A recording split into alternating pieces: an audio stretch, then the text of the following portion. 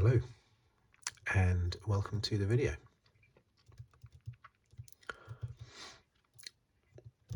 In this one I'll be taking a look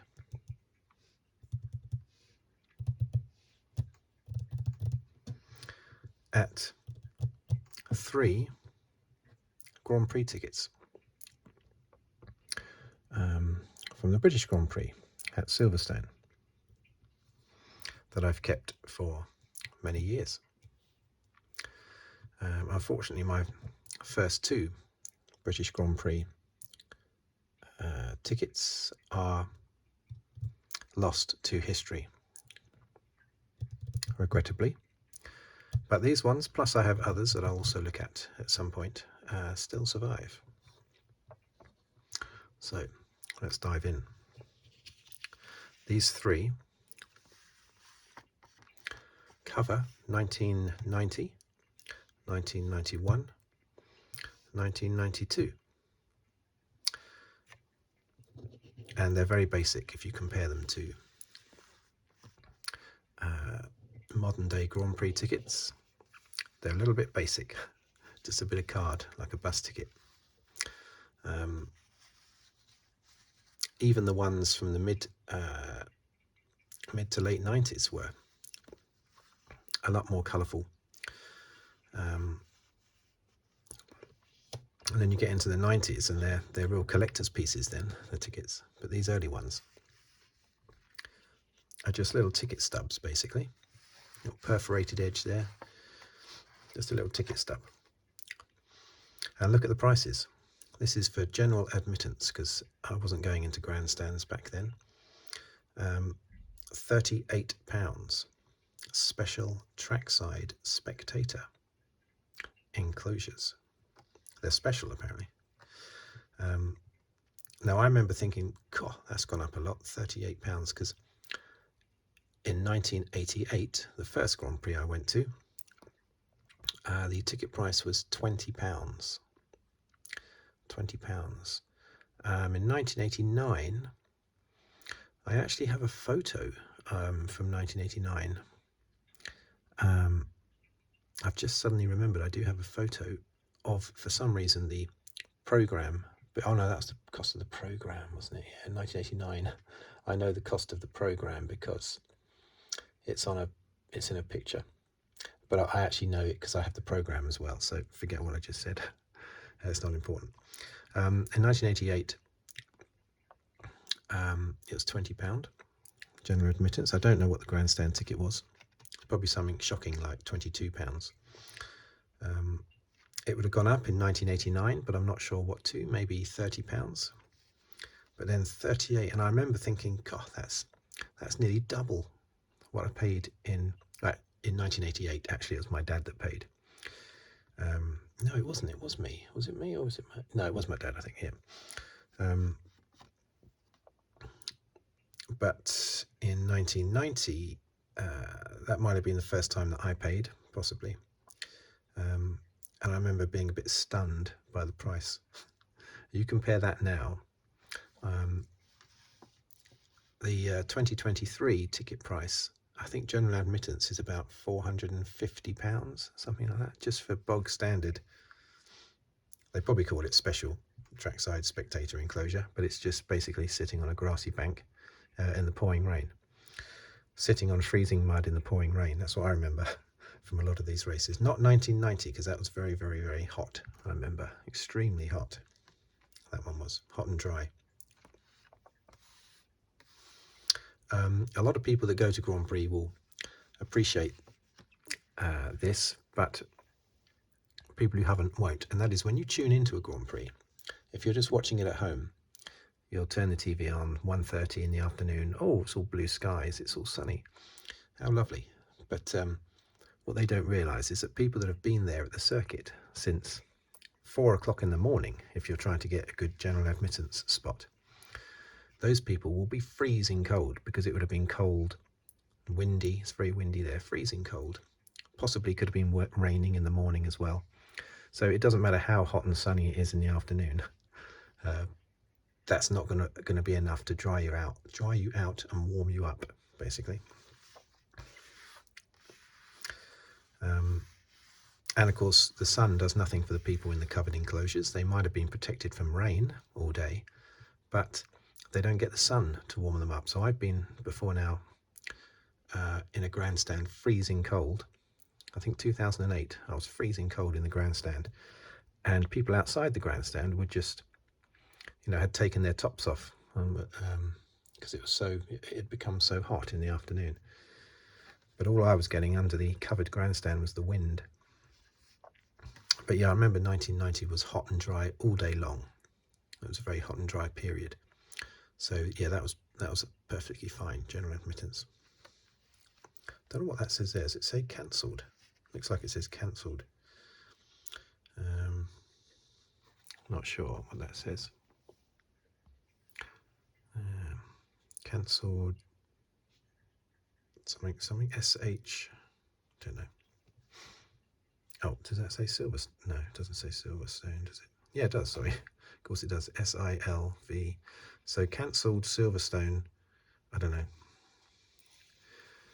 I was allowed in anyway. But yeah, this doesn't feel like all that long ago to me. I was 19 at the time.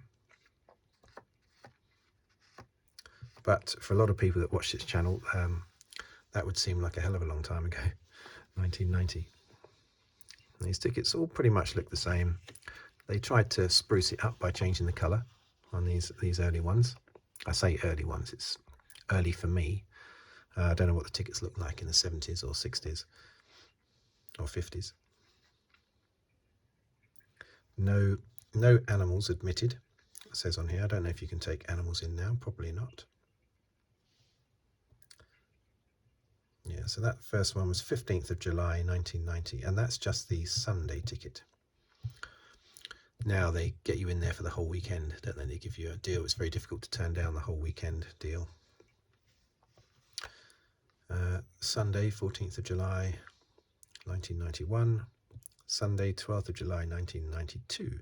Now it says adult there. Oh, am I out of shot there? Silly me. Now it says adult.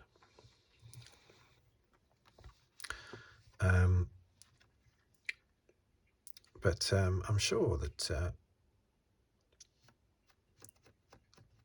it's, I don't think they differentiate between adults and kids, do they? Maybe they do. Have I taken a child there? Certainly not either of my kids. I took one of my nephews there once. I can't remember if that was an adult ticket or child ticket. Because a child is taking up a seat in exactly the same way that an adult would. So it'd be surprising if they made them cheaper. Warning, motorsport can be dangerous. Now that's been on the ticket for decades, and that's become like a famous catchphrase. And it'll always be, I'm sure it's on the more modern ones as well. I'd be extremely surprised if they haven't continued that and put it on the more modern ones.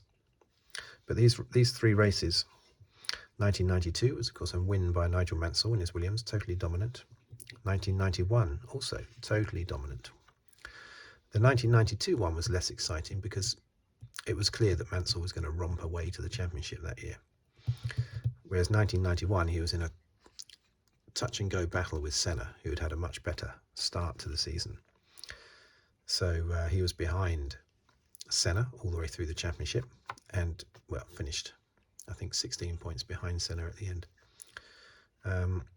But this was his second of three. He did three on the trot, the French Grand Prix, the British Grand Prix and the German Grand Prix.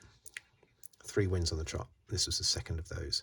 It's very, very exciting time seeing him close in on Senna. Back then you only got 10 points for a win. This was actually the first year of 10 points for a win. Before that it was 9 points for a win.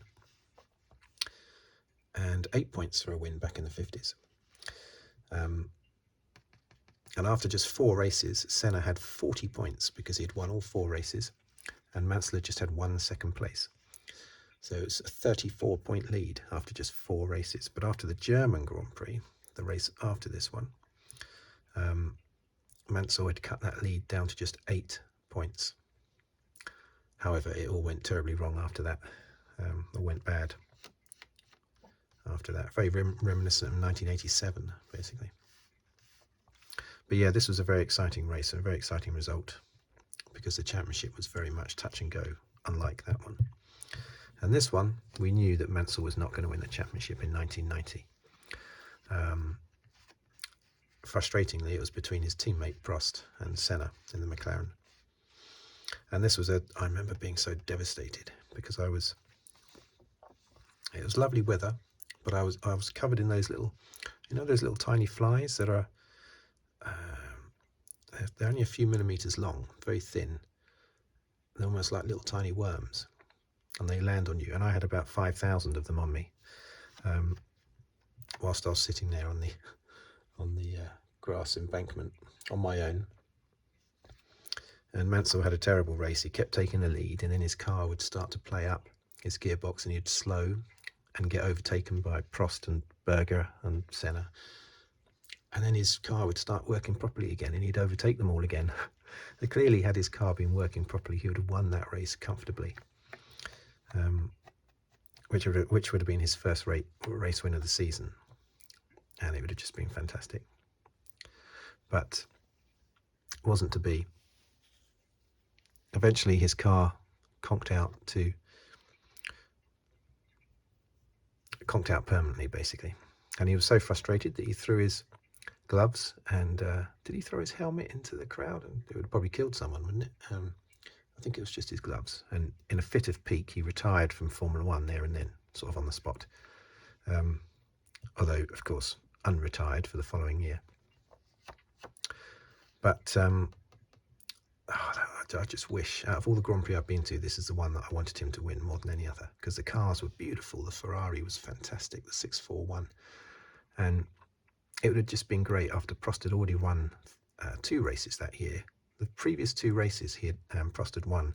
So Prost ended up winning this race, Mansell's teammate in Ferrari. And so not only did Mansell retire when he would have won had his car not conked out, but also Prost completed a hat-trick of wins and took the lead in the championship.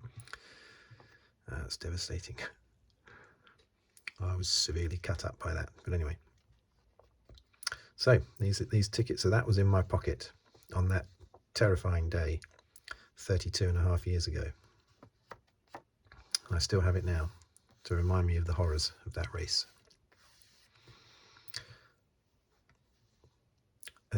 Yes, as I said, the general admittance ticket price now at Silverstone, I think, is about £450, and grandstand tickets can go up to about £1,000, which is just utterly insane. I won't pay that much. I haven't been to Silverstone since 2008. I think it was £250 that we paid each for grandstand ticket. That's enough.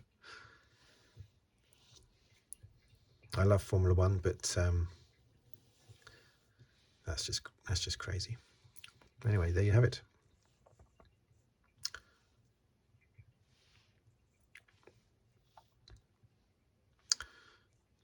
Three Silverstone British Grand Prix tickets. 1990, 1991, 1992. That definitely says cancelled on that one, doesn't it? Cancelled Silverstone. I can't say cancelled, can it? Silverstone Circuits Limited. So that must say Silverstone Circuits Limited. They've all got that on there, I think.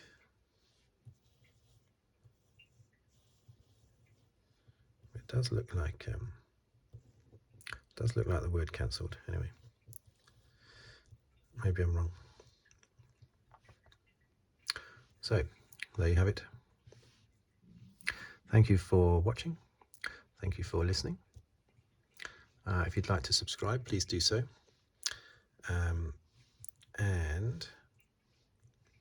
Or comment or like the video. And I will see you on the next video, whatever that may be about. Thank you very much. Goodbye for now.